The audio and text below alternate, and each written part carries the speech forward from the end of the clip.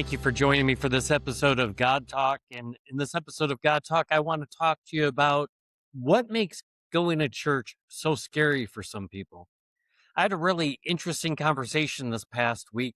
We had a gentleman visit the church for the first time last Sunday, and I met him, but then also invited him to our men's Bible class. And so he came to our men's Bible class on Tuesday morning and had an opportunity to talk to him in greater detail.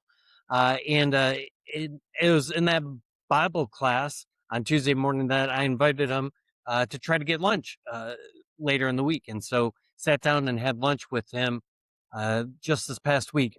And this guy's a very interesting individual just in terms of his life story. Uh, Grew up um, Native American in Kansas, and his dad was Native American and practiced a Native American version of Christianity, and his mom was Baptist. And there's been a period of time in which he just hasn't been going to church, and and so he came and visited our church because he lives close to the area, and he when he's out running runs past the church, and something led him to come to the church. So I wanted to have this lunch meeting with him to figure out like what's his story and how like maybe myself and the ministry can support him in the story. So anyways, this guy's got a interesting story, not just because he was raised on a reservation in Kansas, but he he was in the military for about 10 years, and after 10 years in the military he was able to take an early retirement, and then basically went into private contracting type work through the U.S. government. That is almost like a blend between the business world, military, paramilitary. Like his official term is he's a diplomatic security agent. Not only is he into diplomatic security, he helps run one of their locations. And man, this guy is built. I mean, he is built. Like I don't think he has an ounce of fat on him. One of my members called him the Hulk. That might be a little bit of an exaggeration, but I'm telling you, it's just a little bit of an exaggeration. So, just to kind of paint the picture of this guy, he's done some incredibly like just interesting things, right? On the diplomatic side, but also on the military side, fighting ISIS. Like th- th- this guy's someone you wouldn't want to mess with. But what's interesting about him is like he was so like mild mannered. He wasn't like this like really arrogant individual or really cocky individual. Obviously, to be doing what this guy does at the level in which he does it, where he operates from, if there's the Secretary of State or some high official comes in, he is the one that provides security for that specific individual. Like he's accomplished a lot, all before like he's not even 40 yet. I was having lunch with him and just kind of talking to him about what kind of brought him to church and his church background and trying to reconnect and so forth to church. He mentioned this. He said, I have to be honest with you. I've been less scared going into combat than to show up to church by myself this past Sunday. And when he said that, I just laughed and I'm like, that is going to be my next podcast. And that blew my mind. This guy has done some crazy stuff over his years of military and private contractor work he does now. And he finds it more scary to walk into our church, a church, than when he's had to go into combat. Even though that blows my mind, and it does, I knew that walking into church is a scary, it's a scary event for people, especially if they're by themselves. I guess I always equated it to like if you're walking into a bar by yourself or walking into a restaurant by yourself. I mean, we can all do it. At a restaurant, you probably sit at a bar because that's where people oftentimes sit when they are by themselves. So you don't feel like too many people are staring at you are noticing you, but it's awkward, at least for people that maybe aren't super secure, to walk into a restaurant and be at a table by themselves and eating while everyone else around you is kind of socializing and having a good time. It's just you and your food. And so that's what I've always compared like walking into church to in my mind, is that it's uncomfortable.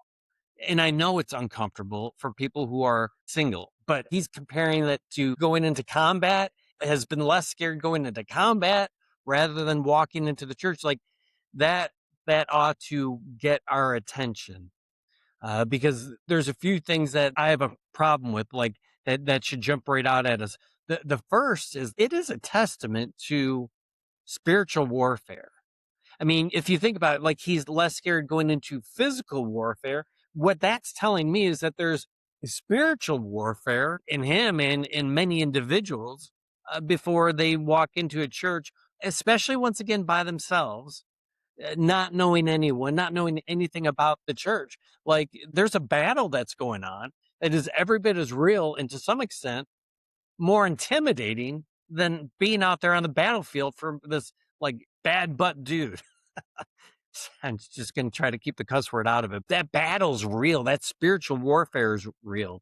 What comes to mind is kind of C.S. Lewis in the Screw Tape Letters. In the Screw Tape Letters, it's C.S. Lewis's glimpse into the spiritual battle, the spiritual warfare that goes on between Satan and his demons, who it can like try to influence our actions and our decisions, who put thoughts into our mind, who try to distract us, who try to keep us away from God and always kind of looking in a different direction. That in the spiritual battle, there's this attack that even goes on our hearts and our minds to create a false reality that it is scary to be walking into God's house, that it is scary walking into people who should be exemplifying what the love of God is, that somehow on some level a reality gets built that is more scary than going into physical combat in which you might be shot and killed at any moment. That's crazy, but that is the spiritual warfare that goes on. And we need to be aware of that. We need to be aware of that for ourselves. We need to be aware of that for the people that we know that aren't going to church. And we just have to like battle that because it's a false reality. It's a false narrative that we believe in our minds, but hopefully is not true in actuality. The second thing that kind of jumps out at me and that is concerning to me about hearing him say that is that this is something that is a challenge to the church, right? That somewhere, somehow, we've earned the reputation that we're a scary place to go. And maybe that's been earned. Maybe it's a false reality, a false narrative of Satan, but to some extent, maybe some of that's been earned because maybe you feel like as you walk into a place, a church, like you might be judged. Like there's going to be people kind of staring you down. You might be afraid you're going to sit in someone else's seat and someone's going to say something to you and it's going to be an uncomfortable moment. And this is reality. Like, I know that's happened in this church. I have to tell you, like 15 years ago, I got word that someone who visited the church was told by someone, "Hey, you're in my seat." And they got up and moved. Man, was I mad. Like, are you kidding me? Someone thinks that like they have a seat that belongs to them. So I didn't know who did it. I was told what part of the church they sit in, but like I definitively didn't know. I couldn't go around and just start like accusing people. So what I did is like that next Sunday, I removed most of one quarter, one section of the seat, like just stacked the chairs up. There's a big hole there. And so people came in and they had to sit wherever there were seats. Like if I just rope chairs off, people just move the ropes and sit down. So I physically removed it, got them out of the sanctuary, these chairs, so that if you happen to sit in that area, you didn't have your seat that Sunday. And in the announcements, I said, "Hey, I'll explain this like in a few weeks." Next Sunday, that group of chairs were back. But in the next section over, I did the same thing. So if you sat in there that Sunday, you were having to find a different place to sit. The next Sunday, I did it with a third section. The next Sunday, I did it with the fourth section. And on that fourth Sunday, I said, here's why I've been doing this over the last 4 weeks. We had a visitor that came, and one of you said, you're sitting in my seat. I better never hear that we ever say that to a visitor or anyone again. These aren't our seats. That's not Christian like, and we will not be that type of church. I've never heard of it happening since, and I hope I never do. But this is where, like, as a church, we've earned this reputation of being a place that might judge you as you walk in, might give you the stare down, might say, hey, you're sitting in my seat, might be unfriendly, that like everyone else is going to know each other, but we're not going to know anyone and no one's going to talk to us. In the same way, like we can be self-conscious in a restaurant because there's a table of 4, a table of 8, even a table of 2. Everyone's got someone to talk to. And if I go into a restaurant by myself, it's just me, like with my head down and my face in my food. Or thank God, like we got phones now, right? Because our phones, our phone's our friend, right? We don't have any other friend when we're in social situations. My phone is my friend, and I can pull out my phone and I can read some emails, I can send some texts, and all of a sudden I don't feel alone anymore. But this is the feelings that we might get when we go into church. Sometimes it's people thinking, you know what? I don't know the rhythm of how they worship. I won't know when to stand.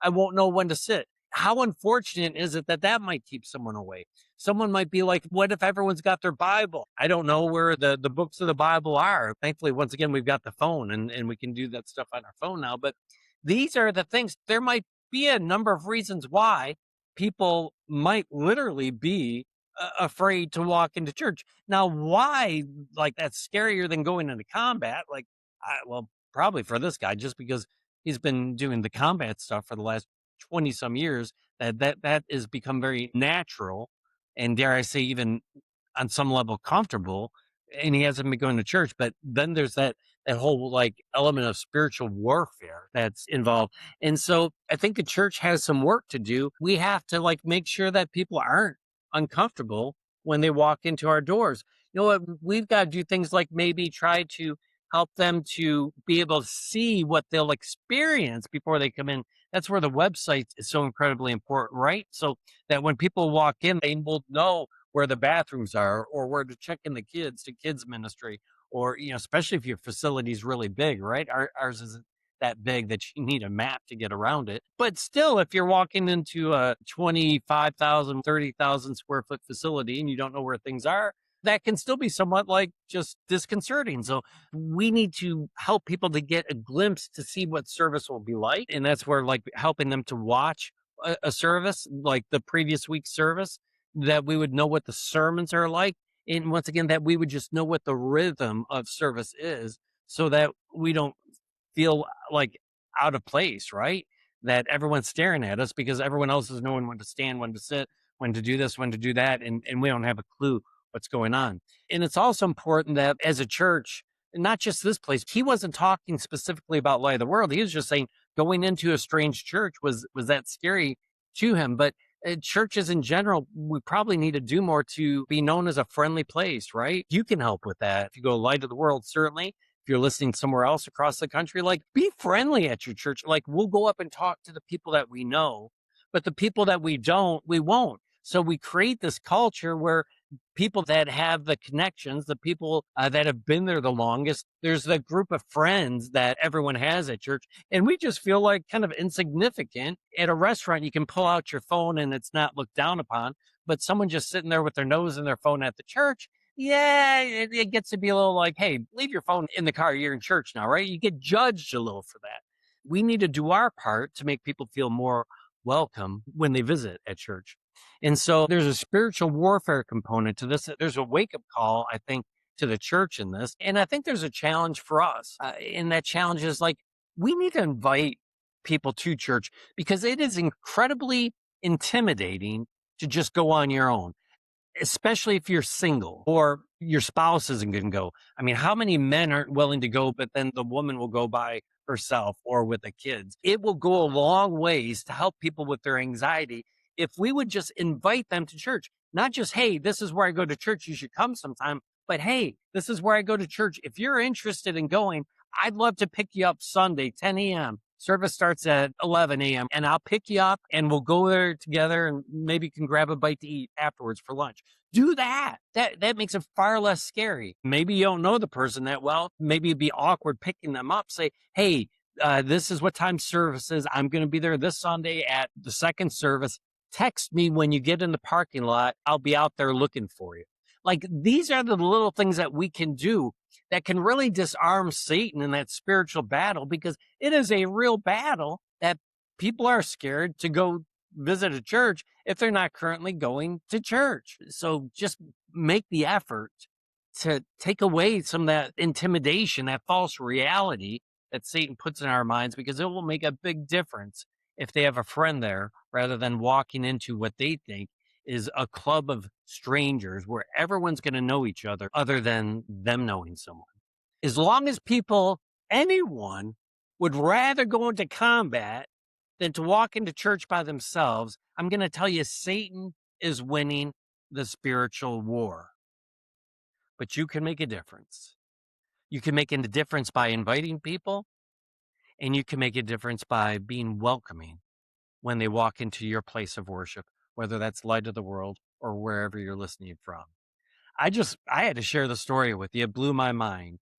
But it is a reality. But it's a reality created by Satan's false realities. Watch out for the false realities that Satan puts in your mind, because those false realities are real attacks from Satan. Thank you for joining me for this episode of God Talk, and I look forward to talking to you again next week. God bless.